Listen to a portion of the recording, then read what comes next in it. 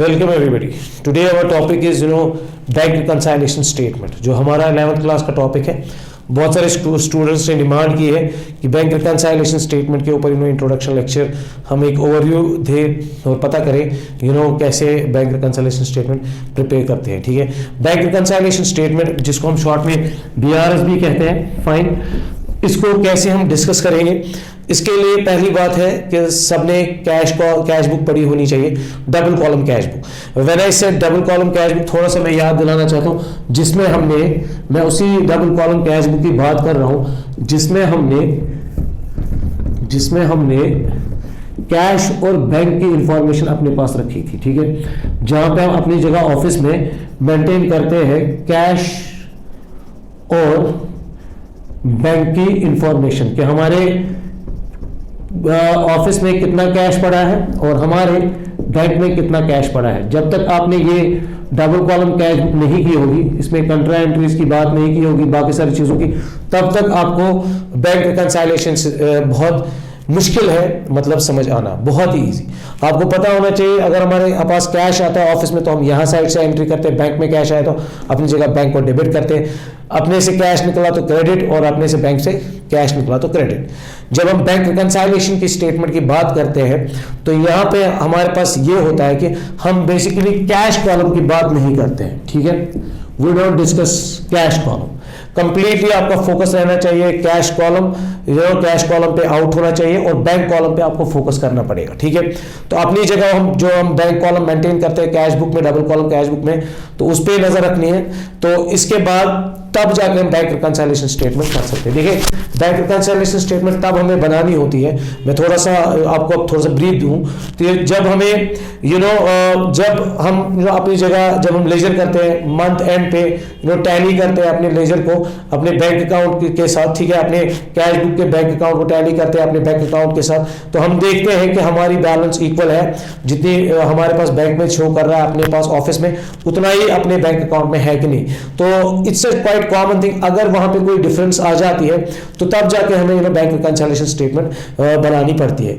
ठीक है, यूजुअली जो हमारे बिजनेस के अकाउंटेंट्स होते हैं तो वो कैश बुक का बैंक कॉलम भी मेंटेन कर रहे होते हैं। तो ऑल ऑफ अ सडन मैं आपको ऐसे समझाऊं, मेरा कोई बिजनेस है तो मेरे बैंक में पैसे होते हैं और अपने जगह ही इंफॉर्मेशन रखी होती है कि बैंक में मेरा कितना पैसा है, कब गया कब निकाला।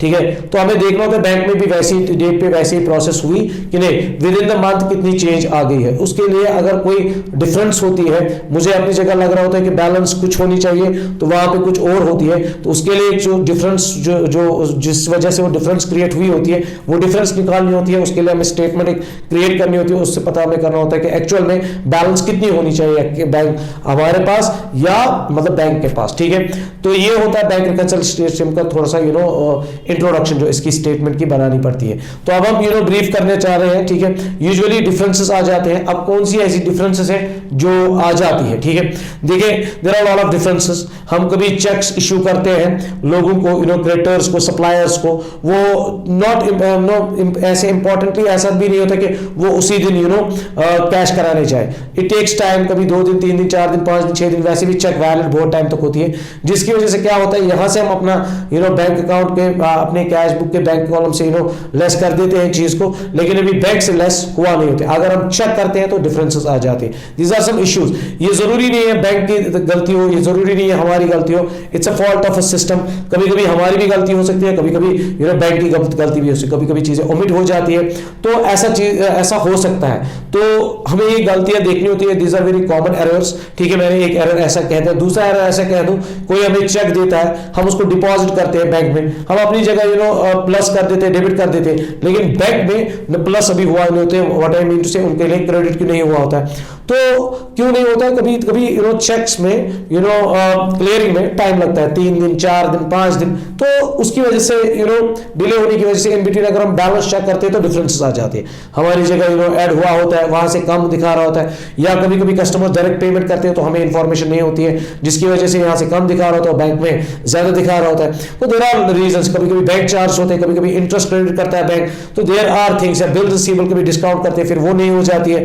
तो there are lot of reasons जिसकी वजह से बैलेंस शिफ्ट हो जाती है और जिसकी वजह से हमें एक डिफरेंस क्रिएट जिससे हुई होती है उसके लिए एक स्टेटमेंट क्रिएट करनी पड़ती है, देखना होता है क्या क्या मतलब वो प्रॉब्लम्स है जिनकी वजह से होती है। मैंने तो कॉमन प्रॉब्लम्स की बात की। अब मैं सीधे डायरेक्टली कैश बुक के डबल कॉलम पे आ जाता हूं। स्टूडेंट्स को पता होना चाहिए, जब हम मान के चलते मैंने टोटल किया कैश बुक के बैंक कॉलम को और यहां पे आया बाय बैलेंस कैरी डाउन 10,000, ठीक है। तो इट मींस मुझे अपनी जगह ये पता है कि भाई जो मतलब बैंक है, बैंक में मेरे ही 10,000 रुपए है और यहां पे फिर हम लिखते हैं टू बैलेंस ब्रॉड, इसका मतलब डेबिट बैलेंस दिखा रहा है, तो डेबिट बैलेंस बैंक में दिखा रहा है 10,000, इट मींस बैंक में मेरे पैसे हैं 10,000। और अगर ये यहां से नहीं दिखा रहा बल्कि यहां से दिखा रहा है to balance carry down at the end of the month 10,000, फिर यहां पे जाएगा by balance brought down 10,000, it means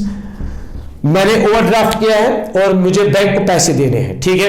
तो ये आपको पता भी होना चाहिए, बिजनेसमैन को यूजुअली ओवरड्राफ्ट हम कर सकते हैं, कैश क्रेडिट अकाउंट होता है, सीसी अकाउंट्स होते हैं, तो हमें बैंक ओवरड्राफ्ट करने देता है, ठीक है। अगर ये सिचुएशन होगी तो ओवरड्राफ्ट की सिचुएशन, अगर ऐसी सिचुएशन होगी तो इसका मतलब हमारे पैसे बैंक में। अब अभी फॉर एग्जांपल के लिए मैं एग्जांपल लेता हूं कि हम अपनी जगह ऐसे सिचुएशन आ गई और हमारे बैंक में 10,000 रुपए है, ठीक है। तो बैंक ने अपनी जगह एक अकाउंट मेरा मेंटेन किया होगा किसी भी नाम से, चलो मान के चलते हैं साल में अकाउंट उन्होंने मेंटेन किया होगा डेबिट क्रेडिट। अगर मेरे पास ये डेबिट बैलेंस दिखा रहा है, मेरा क्वेश्चन ये है बैंक के पास क्या दिखा रहा होगा, ऑब्वियसली क्रेडिट, वहां तो दिखाएगा क्रेडिट ब्रॉड डाउन 10,000, तो उनके लिए तो मैं लायबिलिटी हूं, अगर मेरे लिए वो एसेट है वहां पे उनके लिए मैं लायबिलिटी हूं। वेरी सिंपल, ये तो आपको समझ लेना चाहिए, ठीक है, क्योंकि उन्होंने कैश पकड़ा है, मुझसे पकड़ा है, क्रेडिट किया है मेरा अकाउंट, तो 10,000। अब मैं कहता हूं तो ये चीज तो आपको थोड़ा सा समझ आ ही गई कि अगर हमारी बैलेंस डेबिट दिखाएगा, बैंक में दिखाना चाहिए क्रेडिट, जो हमारे लिए डेबिट उनके लिए क्रेडिट, जो उनके लिए क्रेडिट जो हमारे लिए डेबिट, ठीक है। तो ये हमें देखना है, जो हमारे लिए माइनस है वहां पे वो उनके लिए डेबिट माइनस होगा, हमारे लिए क्रेडिट माइनस रहेगा, हमारे लिए उनके लिए क्रेडिट प्लस रहेगा, हमारे लिए डेबिट प्लस रहेगा। तो ये चीज हमें देखनी पड़ेगी। तो मैं कहता हूं कि अब जब बैंक पे हम इन्फॉर्म कॉल अप करते हैं, हमें पता होनी चाहिए 10,000 थी, लेकिन वहां पे दिखा रहा है 7,000 at the end of the month. तो automatically it's a case of थोड़ा सा थिंक करने का केस है। क्यों? तो ऑटोमेटिकली अगर हम देखेंगे नॉर्मल हमारी सिचुएशन ये रहेगी, हम रन डाउन करेंगे या हमारा अकाउंट रन डाउन करेगा टू द बैंक और वहां से एक स्टेटमेंट निकालेगा जिसको हम बोलते हैं पासबुक या स्टेटमेंट निकालेंगे। हम स्टेटमेंट को अपने कैश बुक के बैंक कॉलम से ऑटोमेटिकली उसको इट्स क्वाइट कॉमन, हम उसको टैली करेंगे। जब हम टैली करेंगे तो उसमें हमें पता चलेगा भाई कि हुआ क्या है। अगर हमने कोई चेक यहां से दी है, क्या वो वहां से कैश हुई है, डेबिट हुई है? अगर हमने कोई चेक अपनी जगह ऐड की है, डिपॉजिट की है बैंक में, क्या वो वहां से क्रेडिट हुई है कि नहीं? ऐसी सिचुएशंस हमें देखनी है, या डायरेक्ट पेमेंट के बाद ऐसी डिफरेंस हमें देखनी है, कब हुई है, क्या हुई है। अगर ऐसी डिफरेंस हुई है विद इन उस मंथ में और वो उसके मंथ के बाद कुछ चीज घटनाएं घटती है, तो हमें वो डिफरेंसेस बाहर निकालनी है और उन डिफरेंस की मदद से हमें स्टेटमेंट क्रिएट करनी है जिसको हम बोलते हैं बैंक रिकंसाइलेशन स्टेटमेंट, जिसका फॉर्मेट एक सिंपल तरीके से होता है और जिसमें हम मेथड यूज करते हैं पॉजिटिव नेगेटिव मेथड कह दीजिए, पॉजिटिव नेगेटिव मेथड कह दीजिए, तो बड़ा ही आसान होता है। बैंक रिकंसाइलेशन स्टेटमेंट ऊपर लिखते हैं किस महीने की बनेगी दिस बैंक रिकंसाइलेशन स्टेटमेंट, तो वो हमें यहाँ पे मेंशन करना होता है एज ऑन 31 मान के चलते मार्च की हमने कर दी 2018 की, ठीक है। तो अगर ये हमारी बैंक रिकंसिलिएशन स्टेटमेंट यहां पे बनती है, फिर जब लेकिन ये जो डिफरेंसेस निकलती है हम उनको हाईलाइट करके साइड में रखते हैं, फिर उन डिफरेंसेस को यहां लाते हैं, फिर अपनी जगह स्टार्टिंग पॉइंट कोई बनाएंगे, ये तो जरूरी है। या तो मैं स्टार्टिंग पॉइंट अपना कैश बुक का डबल कॉलम का कैश बुक बनाऊं, कैश ये वाला बनाऊंगा डबल कॉलम कैश बुक का बैंक कॉलम बनाऊंगा, यहां से 10,000 से स्टार्ट करूंगा और पता करूंगा इसमें कितनी एक्चुअल में इस वक्त बैलेंस होनी चाहिए, और या तो मैं ये वाला पॉइंट लूंगा और मुझे ये बैलेंस मुझे पता चलेगी या वो बैलेंस पता चलेगी जो होनी चाहिए एक्चुअल में, ठीक है। तो इसमें एक तो फेवरेबल बैलेंस की बात आती है और अनफेवरेबल बैलेंस की बात आती है। अब ये फेवरेबल है अनफेवरेबल क्या है? फेवरेबल ये होगी अगर हमें अपनी जगह डेबिट बैलेंस दिखा रहा है बैंक में तो ये फेवरेबल बैलेंस है, और अगर वो क्रेडिट दिखा रहा है बैंक में वो भी फेवरेबल बैलेंस है, और अगर अपनी जगह हमें क्रेडिट साइड बढ़ा आ रहा है, ओवरड्राफ्ट दिखा रहा है अनफेवरेबल बैलेंस, और अगर वहां पे डेबिट दिखा रहा है दैट इज अनफेवरेबल बैलेंस।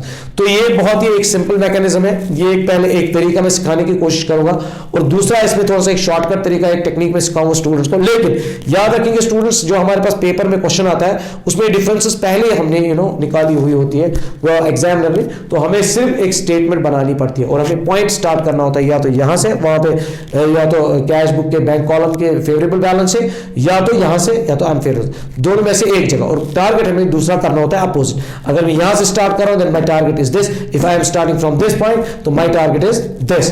तो यहां पे मैं मान के चलता हूं, यही सिचुएशन लेते हैं, हम मानते हैं, इसमें हम लिखते हैं बैलेंस एज पर पासबुक, आज balance as per no sorry cash book से स्टार्ट करेंगे, वो फेवरेबल है, दैट मींस 10,000 हम नेगेटिव साइड से रखेंगे।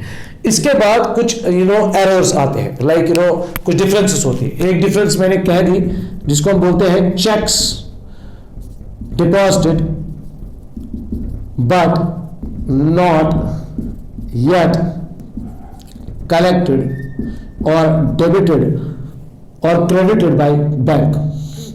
फाइन, ये एक डिफरेंस होती है।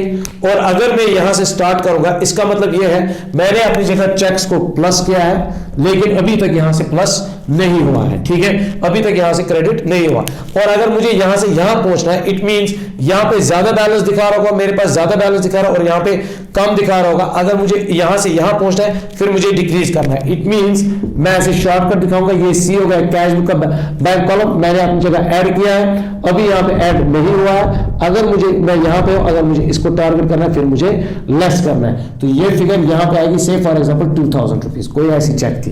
दूसरा, चेक्स इश्यूड मैं ऐसे लिखता हूं, दूसरा reason, cheques issued but not yet presented for payment. Fine, तो मैंने चेक इश्यू की है, अपनी जगह हमारे से चेक यहां से माइनस हो गई है, तो यहां से डेबिट होनी चाहिए, तो यहां से तो बैलेंस कम दिखा रहेगा, यहां पे अगर हम चेक करेंगे तो यहां पे बैलेंस उस टाइम ज्यादा आएगी। इसका मतलब cash book, passbook cash book से निकला और हम यहां पे, हमें यहां पे जाना है तो ऐड करना है, तो यहां पे फिगर आएगी, मान के चलते हैं 1000 रुपीज। और एक मैं ऐसे फिगर बना दूं, bank charges,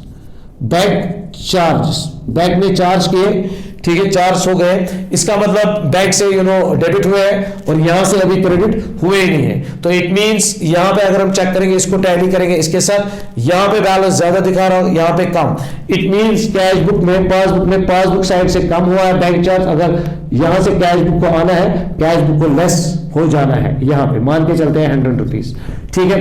one more reason I can quote, interest credited by bank, interest credited by bank but not yet debited in cash. Fine, तो इसमें, इस वाले केस में क्या होगा, यहां पे प्लस हुआ है, यहां से भी प्लस हुआ ही नहीं है, यहां पे कम बैलेंस, यहां पे ज्यादा बैलेंस। अगर फिर से एक शॉर्टकट दिखाऊं, सी एंड पी, यहां पे अप हुआ है, और अगर मैं यहां पहुंचना है तो हमें ऐड करना है, मान के चलते हैं ये भी 100 रुपीज। फाइन, इसके बाद में टैली करता हूं, ये कुछ रीजंस थे और हमें पता चलेगा क्या हो गया।